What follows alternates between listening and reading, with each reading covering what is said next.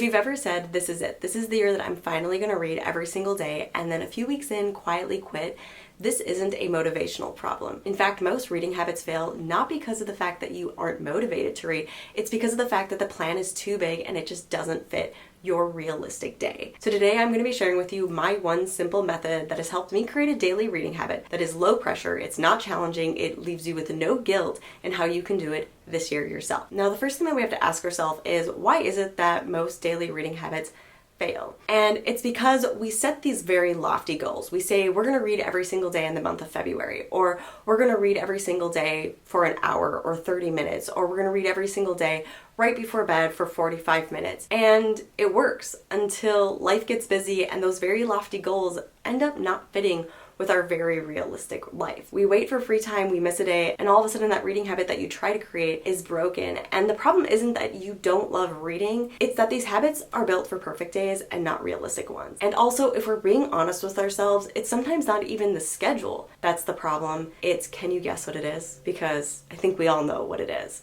Yes. It's our phone. It's this little square box right here. It's our phones. Most of us do have small pockets of time. Maybe it's right before bed, maybe it's during low energy moments, but unfortunately those small pockets of time are being swallowed up by doom scrolling and being on the internet and being on social media and being on YouTube. And the reason why is because of the fact that phones have zero friction. It is so easy to pick up your phone and scroll, whereas reading takes a little bit more brain power. And so the question leads us to, how is it that we can replace screen time and easily scrolling with picking up a book? And the idea is, instead of trying to get rid of scrolling completely, it's how can we make reading as easy to start? And that is where my one simple method comes in, and I call it the minimum daily read. And this is a tiny, non-negotiable reading baseline to start with. It means that you're going to be choosing 1 page or 5 pages or 1 minute or 5 minutes, something small and tangible that you know that you're able to do every single day that's just as easy as picking up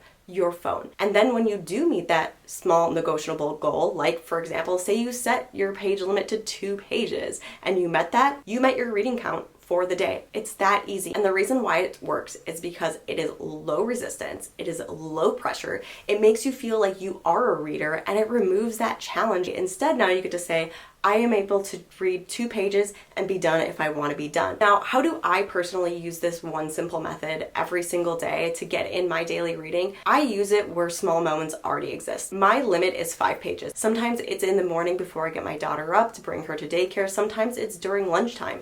Sometimes it's during a wait at the gym. Sometimes it is at night right before bed. And the other big thing that I do is making sure that wherever my phone is, a book is. I see the book, I pick that up first, because I know all I have to do is read 5 pages and then I'm done. And as I said, I'm not trying to replace scrolling completely. I'm just trying to interrupt it once so that it becomes a habit of continuously interrupting. Now, there are a few things that can quietly break your reading habit. One of them is motivation. Like, you feel like you have to have motivation to read a book. And here's the thing, you're gonna have to just push yourself a little every single day for that motivation to start to kick in. Another quiet killer for reading habits is picking up books that you think you have to read versus the books that you want to read. I do this all the time. You need to pick up the books that you want to read, because that will make creating a habit so much easier. And the other thing is thinking that consistency is perfection.